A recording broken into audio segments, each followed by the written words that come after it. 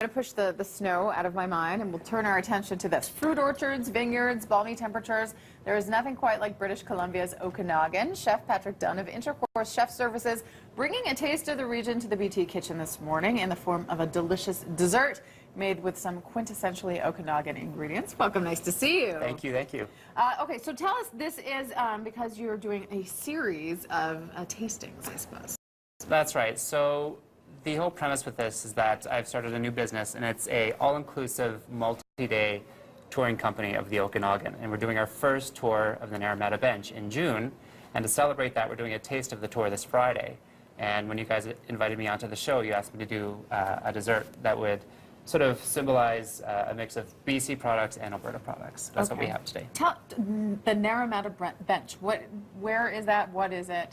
So what's the climate? So the Naramata Bench is an elevated region just above Penticton, BC, and just many, many wineries in there, you know, internationally award-winning wineries.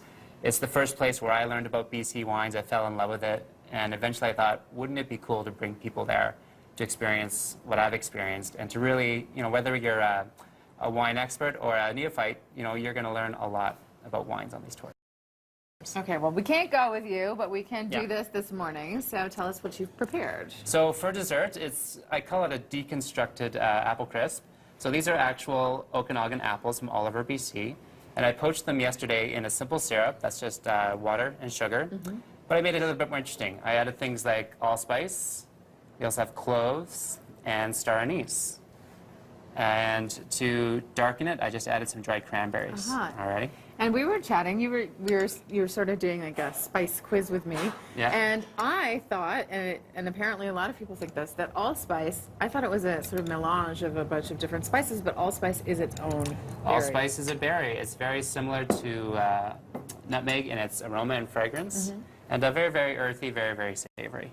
Okay, so you've poached it in this, and you're adding some more to it. Yes, a little bit of syrup. Next, I'm going to add just a very simple crumble topping. So it has coconut, the usual suspects. You know, it has some granola, butter. Everything's better with butter, of course. Alrighty. Oh, delicious. And so I'm going to, you know, get all mind freaky on you, and I'm going to add some fresh thyme. Yeah, you are freaking me out. Thyme? Dessert, I know. What does that do in terms of the contrast? It's kind of a sweet and savory in dessert. All right. So on top of that, this is the Alberta component. This is Fiasco vanilla bean ice cream. Yum. Alrighty. And just a few scoops of that. Beautiful. And then hopefully you and your crew can dig into this. It will be destroyed, trust me. There you go. And you are pairing this with a delicious wine. So we have a couple of sponsors for our tasting. This is Poplar Grove Pinot Gris, and they are from the Naramata Bench. And we also have Hillside Estates, who are wonderful sponsors for our tasting as well. Okay, so your next tasting is actually sold out. And it's sold sold out out very quickly, but there is another one still to come. Yes, the next one is in Canmore at the Crazy Weed on Sunday, March 23rd. So what people can do is they can go to my website, okanaganfwt.com, sign up for the newsletter, and you'll stay up to date with everything that's going on there. Okay, and we do have links to both of your websites on our website at breakfasttelevision.ca. All right, somebody find me a spoon or a fork, or I don't even need anything. I'm going to dig in. Chef Patrick, really nice to see you. Thank you very much. I'm going to grab that. Mike Yanni, let's take a look at our roads.